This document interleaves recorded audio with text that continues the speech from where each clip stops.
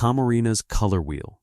Imagine a 17-year-old in Mexico City. No formal lab, no corporate funding, no Silicon Valley backing, just scrap metal, salvaged components, and a mind that refused to accept the limitations of his era. While American corporations were pouring millions into black and white broadcasting infrastructure, a teenager in a basement was quietly rewriting the entire visual language of human communication. Guillermo González Camarena didn't wait for permission. By age 17, he had already assembled a functioning television set from discarded parts. Not a kit, not a school project. A working television built from nothing in a country that the global tech establishment had already decided wasn't part of the conversation. That single act of defiance set the trajectory for everything that followed. By 1940, at just 23 years old, Camarena had patented the world's first color television system. His method, the trichromatic field sequential system, was elegant in its logic. He adapted existing black and white cameras by introducing a spinning color wheel that filtered light through red, green, and blue segments in rapid sequence. The result was a full-color image transmitted through a signal that the industry had declared impossible without entirely new and prohibitively expensive hardware. He didn't rebuild the system. He upgraded the existing code with a single brilliant patch. From his basement laboratory in Mexico City, Camarena broadcast the world's first color television signal. Not from New York, not from London, from Mexico. A 23-year-old engineer had just delivered the future from a room that most industry executives would have dismissed as a hobby space. Here is where the timeline gets uncomfortable. American corporations like IRCA spent years and enormous resources developing their own color television systems. The technology they eventually commercialized operated on principles that Camarena had already documented, patented, and demonstrated years earlier. Yet history textbooks in the United States rarely mention his name. The narrative was quietly reassigned to laboratories with better press departments and more familiar zip codes. The impact of what Camarena built is almost impossible to overstate. Color television didn't just improve entertainment. It fundamentally rewired how human beings process information, emotion, and reality itself. Political campaigns were won and lost on color television. Wars were brought into living rooms in full color. NASA used technology directly derived from Camarena's principles to broadcast color footage from space, beaming the cosmos into homes across the planet. He died in 1965 at just 48 years old in a car accident in Puebla, Mexico. The global color television industry he helped ignite is now worth over $200 billion annually. His name generates almost no search traffic compared to the executives who commercialized his vision. The hardware existed. The patent existed. The broadcast existed. The only thing that didn't exist was a powerful enough publicity machine to make sure the right country got the credit. We are watching color television today because a 17-year-old in Mexico refused to wait for someone else to invent his future. Anderson's overlooked blade, New York City, 1902. An Alabama rancher named Mary Anderson was sitting inside a streetcar on a cold, wet winter day, watching something that apparently nobody else in that vehicle found remarkable enough to question. The trolley driver was stopping the car repeatedly, climbing out into the rain, wiping the accumulated sleet from the windshield by hand, climbing back in, driving a short distance, and repeating the entire sequence. Passengers sat in uncomfortable silence, treating this dangerous, inefficient routine as an unchangeable fact of motorized transportation. Anderson looked at the same scene and saw a mechanical problem with an obvious solution that somehow didn't exist yet. She was 37 years old, a real estate developer and rancher from Birmingham with no formal engineering training and no connection to the emerging automobile industry. She had come to New York on a visit. She left with sketches for a device that would eventually become mandatory safety equipment on every motorized vehicle on the planet. Back in Birmingham, Anderson worked with a local designer to develop a prototype based on her concept. The mechanism was elegantly straightforward. A rubber blade mounted on an external arm could be controlled by a lever inside the vehicle, allowing the driver to sweep accumulated rain, sleet, or snow from the windshield without stopping, without leaving the cab, and without removing attention from the road. The spring-loaded system returned the blade to its resting position automatically. In November 1903, she received United States patent number 743,801 for her window cleaning device. She immediately attempted to commercialize it. A Canadian manufacturing firm reviewed her patent in 1905 and rejected it with a response that now reads as one of the most spectacularly wrong business assessments in industrial history. The company concluded that the device had no practical value and that the wiper arm moving across the windshield would actually distract drivers more than the rain and snow it was designed to remove. The automobile industry collectively maintained this position for the entire remaining life of her patent. Mary Anderson's patent expired in 1920. Within years of that expiration, windshield wipers became standard equipment across the American automobile industry.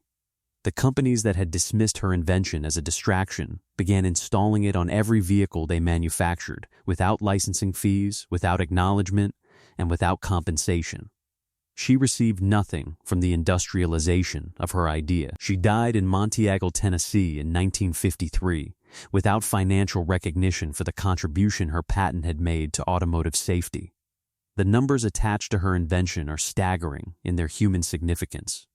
Windshield wipers are currently standard equipment on approximately 2 billion vehicles worldwide. Transportation safety researchers estimate that functioning wipers prevent approximately 1.1 million weather-related crashes annually, directly saving over 10,000 lives every year. Every single one of those lives exists within a chain of causation that runs directly back to a woman sitting in a New York streetcar in 1902, watching a driver climb in and out of the rain, and deciding that there had to be a better way. There was. She built it. Someone else got rich from it. Bombardier's snow machine. Grief has a way of either breaking a person completely or rewiring them into something the world has never seen before. For a 15-year-old boy in rural Quebec, standing helpless while a blizzard swallowed the road to the nearest hospital, grief chose the second option. His baby brother Yvan died in 1934 from an intestinal obstruction that a doctor could have treated. The roads were impassable. The snow won. Joseph Armand Bombardier decided, quietly and with absolute certainty, that snow would never win again. But the story actually starts 12 years earlier. In 1922, at just 15 years old, Bombardier had already built his first motorized snow vehicle in his father's garage in Valcourt, Quebec. He mounted a Model T Ford engine onto a handcrafted wooden frame fitted with skis at the front and a hand-carved wooden propeller at the rear. On New Year's Day, he drove it down the main street of Valcourt in front of stunned neighbors who had never seen anything move through deep snow under its own mechanical power. His father, equal parts impressed and terrified by the liability, made him dismantle it immediately. Most teenagers would have accepted that verdict. Bombardier treated it as a software bug requiring a better update. The death of his son Yvan in 1934 transformed personal tragedy into engineering obsession. Bombardier dedicated the next several years to solving the fundamental mechanical problem that had defeated every previous attempt at snow travel: how to distribute power efficiently across snow without sinking, spinning out, or stalling. His solution was a revolutionary sprocket wheel and rubber track system that he patented in 1937. It was the core algorithm that made reliable snow travel mechanically possible for the first time in human history. His first commercial vehicles, the B7 and B12 snow coaches, were immediately adopted across rural Quebec for school transportation, mail delivery, and medical access in communities that were functionally cut off from civilization every winter. During World War II, military versions of his tracked vehicles were deployed across multiple theaters of operation. The machine born from a father's grief was now moving armies. The company Bombardier founded eventually expanded far beyond snowmobiles into aircraft, trains, and mass transit systems, becoming one of the most significant transportation manufacturers on the planet with annual revenues exceeding $8 billion. The Ski-Doo snowmobile, which his company launched in 1959, created an entirely new recreational industry, now worth over $3 billion annually, and opened Arctic and subarctic regions to exploration, emergency response, and tourism that was previously logistically impossible. Joseph Armand Bombardier is rarely listed among the great inventors of the 20th century. No major American textbook dedicates meaningful space to a French-Canadian teenager from Valcourt. But every Arctic researcher, every rural paramedic navigating a winter emergency, and every person who has ever watched a snowmobile cut across a frozen landscape is living inside the solution he built from grief, garage scraps, and a refusal to let snow be the final answer. Braille's Defiant dots. Imagine being 3 years old, reaching for something in your father's workshop, and in a single unguarded moment, losing the ability to see the world forever. No warning, no second chance, just darkness, permanent and absolute, descending on a child who had barely learned to speak in complete sentences. Most people would define that moment as the end of something. Louis Braille defined it as the beginning. Blinded in 1812 by an awl that slipped in his father's harness making shop in Couvray, France, young Louis was sent to the Royal Institute for Blind Youth in Paris at age 10. The school, despite its noble intentions, operated on a deeply flawed assumption that blind students could only learn through embossed Latin letters, large, cumbersome, and nearly impossible to read by touch efficiently. The system was designed by sighted people, for blind people, without ever genuinely consulting the experience of blindness itself. It was a user interface built without user testing. At 12 years old, Camarena encountered a military communication system called night writing, developed by French Army Captain Charles Barbier. Barbier had designed a tactile code of raised dots and dashes, allowing soldiers to read battlefield messages in complete darkness without lighting a candle and exposing their position. The military rejected it as too complex.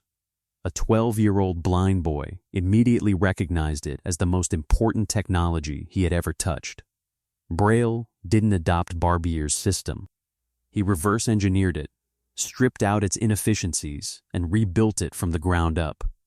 By age 15, he had developed a complete raised dot alphabet based on a 6-dot cell, 63 possible combinations, enough to encode every letter, number, punctuation mark, and musical notation needed for full literary and academic access. He had essentially compressed an entire communication operating system into the surface area of a fingertip. The establishment rejected it entirely. For decades, educators at the very institution where Braille taught insisted on maintaining the old embossed letter system. There is a particular cruelty in that specific resistance. The people responsible for educating the blind were actively suppressing a tool invented by a blind person that blind people themselves overwhelmingly preferred. The system wasn't adopted by France officially until 1854, 2 years after Braille died of tuberculosis at 43, never witnessing the global revolution his fingertips had quietly engineered. Today, Braille exists in over 130 languages. It is embedded in elevator panels, medicine packaging, currency, and NASA spacecraft interfaces. It has given literacy, independence, and dignity to approximately 285 million visually impaired people worldwide. An entire dimension of human communication exists because a 12-year-old refused to accept that darkness meant silence. The awl that blinded him sat in his father's workshop as a tool for making things.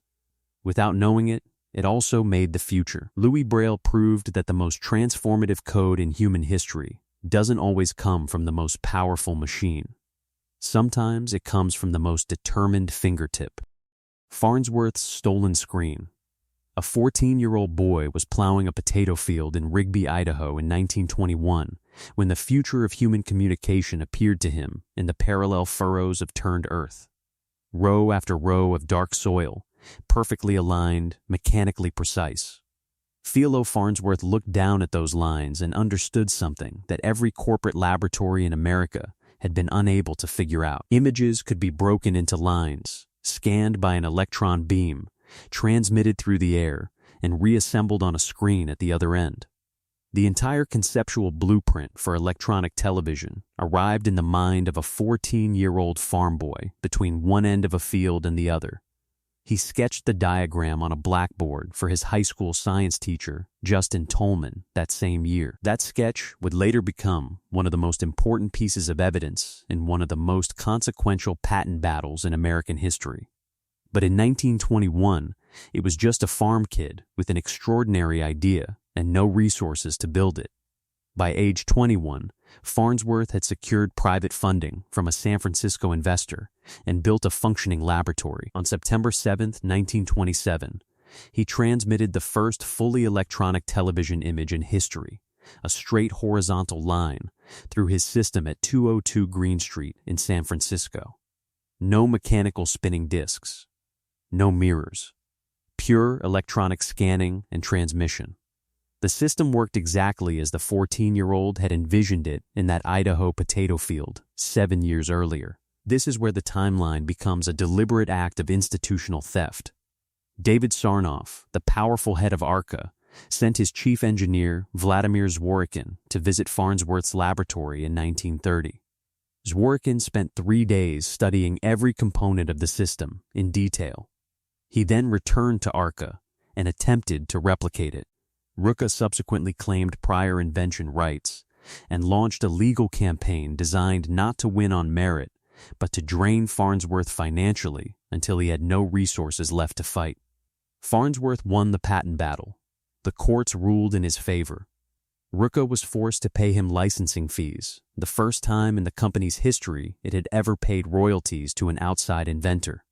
It should have been a triumph. Instead, ARCA's financial and political muscle ensured that Farnsworth's name was systematically erased from the public narrative surrounding television's invention, while Sarnoff positioned himself as the father of the medium. The stress of the legal battles and the deliberate corporate suppression of his contributions broke Farnsworth's health and spirit. He suffered a nervous breakdown, struggled with alcoholism, and died in 1971. Largely unknown to the public, whose living rooms were filled with technology his teenage mind had conceived in a farm field. Over 2 billion televisions exist on Earth today. The industry he made possible is worth over $1 trillion. Philo Farnsworth received a potato field, a patent victory that changed nothing, and an obituary that most Americans never read.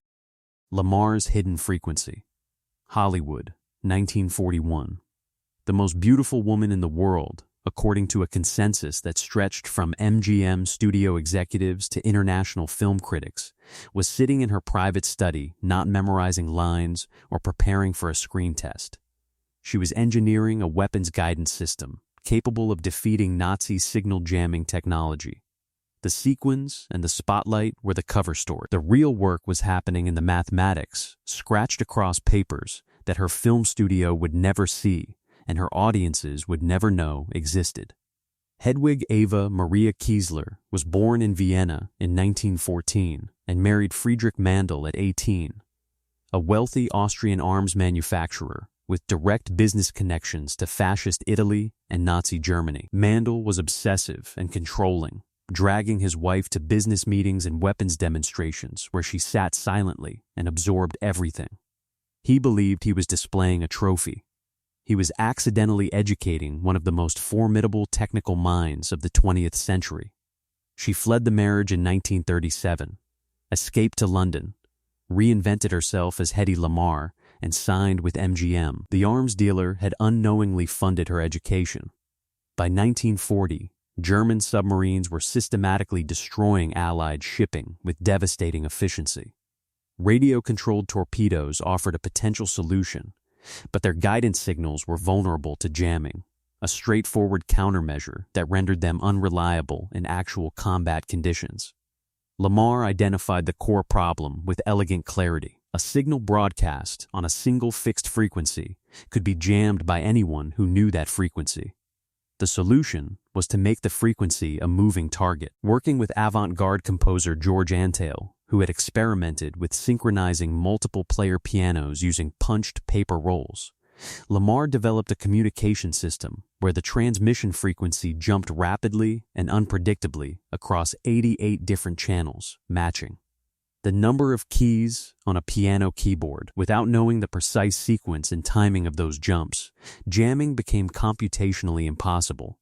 She had essentially invented encryption for wireless signals using the mechanical logic of a musical instrument. The United States Navy received the patent in 1942 and locked it in a filing cabinet. Officials suggested Lamarr would better serve the war effort by using her celebrity to sell war bonds. She sold millions of dollars worth in a single evening. The patent expired in 1959 without compensation or acknowledgement. In the 1960s, the Navy quietly implemented frequency-hopping spread spectrum technology in its communication systems during the Cuban Missile Crisis. The foundational patent had expired.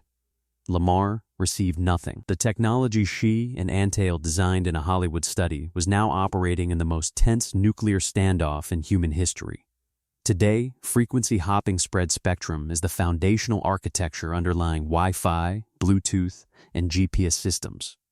The combined market these technologies support exceeds $1 trillion annually and enables the entire wireless communication infrastructure of modern civilization, including emerging 5G networks. Hedy Lamarr died in January 2000 in Castleberry, Florida. Her MTV generation obituaries led with her beauty. The smartphone in your pocket runs on her math. Miramontes' forgotten formula. The sexual revolution of the 1960s had a face. It appeared on magazine covers, in congressional hearings, in protests and cultural upheavals that permanently restructured the relationship between women, their bodies, and their futures. That face was never Luis Miramontes. It was never a 26-year-old Mexican graduate student working quietly in a Mexico City laboratory who had just performed one of the most consequential chemical syntheses in modern history. History handed him the reaction flask and gave someone else the credit. In 1951, Miramontes was a graduate student at Syntex Laboratories in Mexico City, working under chemist Carl Djerassi. His assignment was to synthesize a more potent and orally active form of progesterone, a hormone that could potentially suppress ovulation when taken by mouth.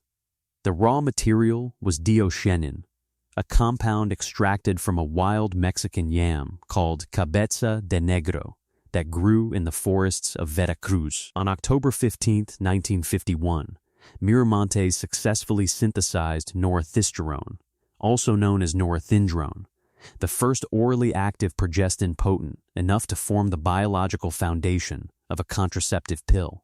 He was 26 years old.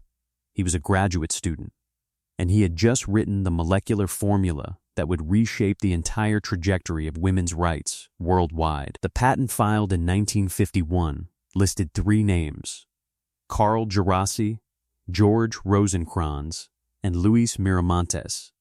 In the decades that followed, as the birth control pill became a cultural and political phenomenon, the narrative consolidated almost entirely around Djerassi, who actively cultivated the title of father of the pill in interviews, memoirs, and public appearances. Miramontes, the man whose hands performed the actual synthesis, returned to Mexico, built a quiet academic career, and watched the revolution he had molecularly engineered transform the world without his name attached to it. The compound Miramontes synthesized became the active ingredient in Enovid, the first commercially approved oral contraceptive, cleared by the FDA in 1960.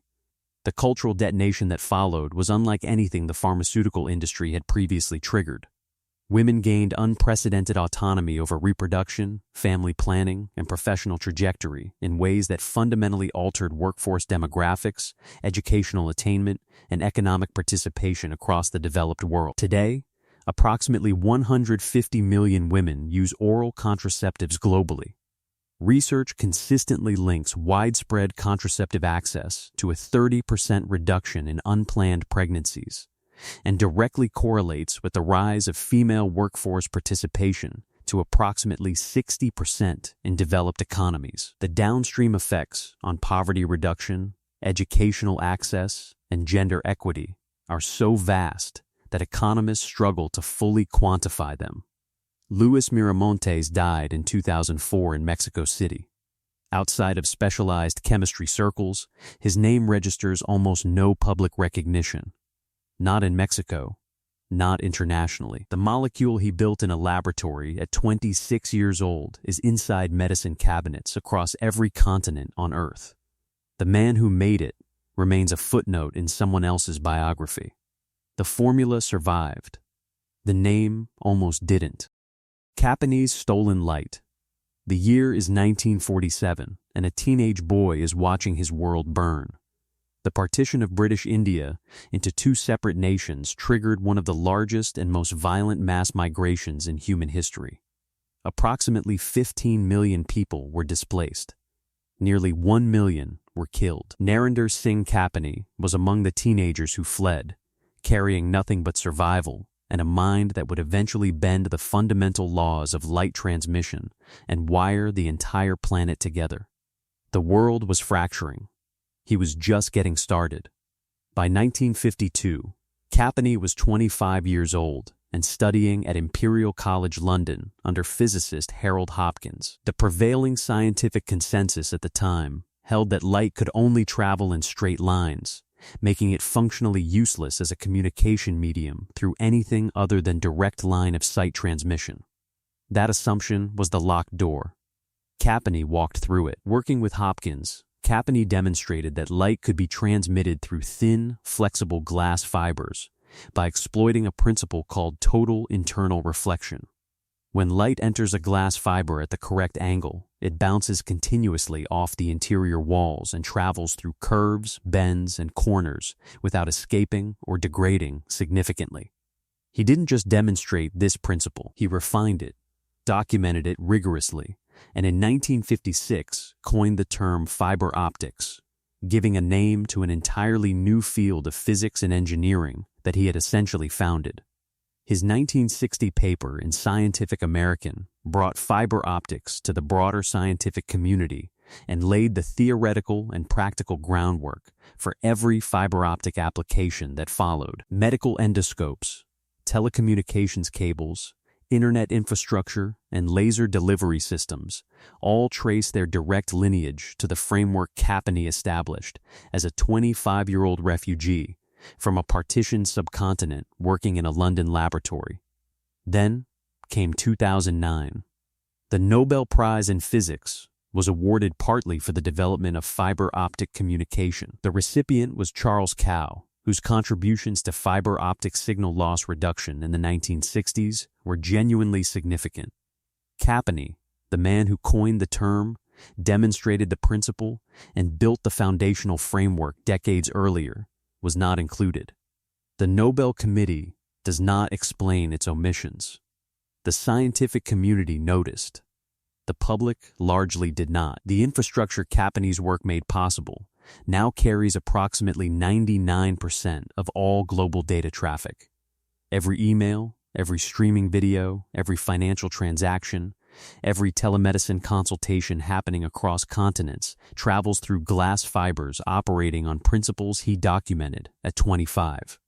The digital economy those fibers support is valued at over $7 trillion annually. In remote and underserved regions, fiber optic telemedicine infrastructure is actively saving lives that geography would otherwise render unreachable.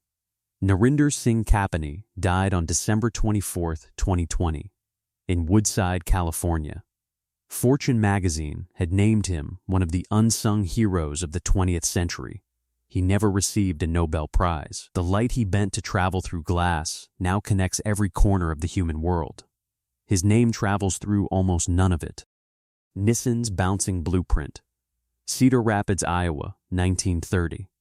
A 16-year-old gymnast is sitting in a circus tent watching trapeze artists fall into a safety net below, and instead of seeing a safety device, he sees something nobody else in that audience sees. He sees a launching pad.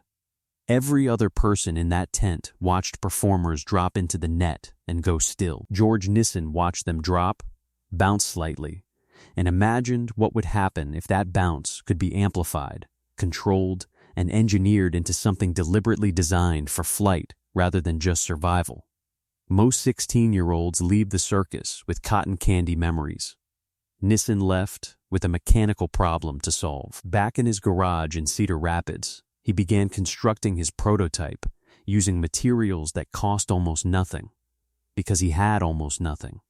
He stretched a piece of canvas across a rectangular steel frame and attached it using salvaged inner tubes from tires, creating a tensioned, bouncing surface that could absorb and return energy with significantly more force than any safety net previously designed. The physics were straightforward. The application was revolutionary. By stretching a surface under controlled tension, Nissen had essentially built a human-scale energy return system, a device that took the kinetic energy of a falling body and redirected it upward with remarkable efficiency. He patented the design in 1937 at age 23 and coined the word trampoline, derived from the Spanish word trampón, meaning diving board. He had essentially named a new category of human movement equipment that hadn't existed before he built it in a garage at 16. What happened next reveals how invention moves through history in unexpected channels. During World War II, the United States military identified the trampoline as a legitimate pilot training tool. The disorientation of aerial combat, the spatial confusion of rolls, spins, and inverted flight could be simulated and conditioned through repeated trampoline training. American and Allied pilots used Nissen's invention to develop the body awareness and spatial orientation needed to survive aerial engagements. A teenager's garage project had quietly entered the machinery of global warfare. The device finally received its full global moment when trampoline gymnastics became an official Olympic sport at the Sydney 2000 Games. Nissen, then in his 80s, watched his garage invention compete on the world's largest athletic stage. In a story almost too perfect to be factual, he reportedly jumped on a trampoline at 89 years old, proving that the device he built at 16 had genuinely conquered time itself. Today, trampolines are used by approximately 20 million people annually for fitness and recreation. Research consistently shows regular trampoline exercise reduces obesity risk markers in children by approximately 30%. A circus safety net, filtered through the imagination of a 16-year-old in Iowa, became a global fitness platform. George Nissen saw a bounce where everyone else saw a landing. Greenwood's Frozen Spark. Farmington, Maine, 1873. The temperature is well below freezing, and a 15-year-old boy is trying to enjoy an afternoon of ice skating on a local pond. His ears are burning with cold, then going numb, then burning again in that particular cycle of pain that anyone who has spent serious time in a northeastern American winter knows intimately. He wrapped a scarf around his head. It was bulky, uncomfortable, and kept slipping. He tried holding his hands against his ears while skating. That defeated the entire purpose of skating. Chester Greenwood stood on that frozen pond with a very simple problem and refused to accept that no solution existed. He went home and asked his grandmother to sew fur pads onto the ends of a looped piece of wire he had shaped to fit around his head. The first prototype was crude but functional. The fur stayed against his ears. His hands stayed free. He skated. Problem solved. Most people would have stopped there, satisfied with a personal fix for a personal inconvenience. Greenwood immediately recognized that if his ears got cold, approximately every human being who had ever stood in winter had the same problem, and none of them had a solution either. He spent the next several years refining the design, replacing the simple wire loop with a more durable flat-spring steel band that held its shape reliably through repeated use and temperature changes. He added a hinged mechanism that allowed the ear covers to fold flat, making them portable and practical rather than just functional. At 19 years old in 1877, he patented the Champion ear protector, a design so mechanically sound that it required almost no fundamental modification for decades afterward. What Greenwood built next was not just an invention, but an economic ecosystem. He established a manufacturing operation in Farmington that at its peak employed approximately 50 local workers, producing hundreds of thousands of earmuffs annually. During World War I, the United States military placed massive orders for Greenwood's earmuffs to protect soldiers stationed in freezing European conditions. A teenage solution to a scathing inconvenience had scaled directly into military supply infrastructure, protecting the hearing and preventing the frostbite of soldiers in the trenches of France. Greenwood held over 100 patents by the time he died in 1937, covering innovations across multiple industries, including improvements to steel raking equipment, tea kettles, and shock absorbers. Yet his name never achieved the cultural recognition his contributions warranted. He died in the same small Maine town where he had solved a problem on a frozen pond 4 years earlier. The legacy Greenwood left operates across two distinct technological lineages. Earmuffs currently protect approximately 500 million people in cold climates from frostbite and dangerous heat loss annually. Maine celebrates Chester Greenwood Day every December, with earmuff parades through Farmington. The boy who couldn't keep his ears warm became the reason millions never have to feel that specific cold again.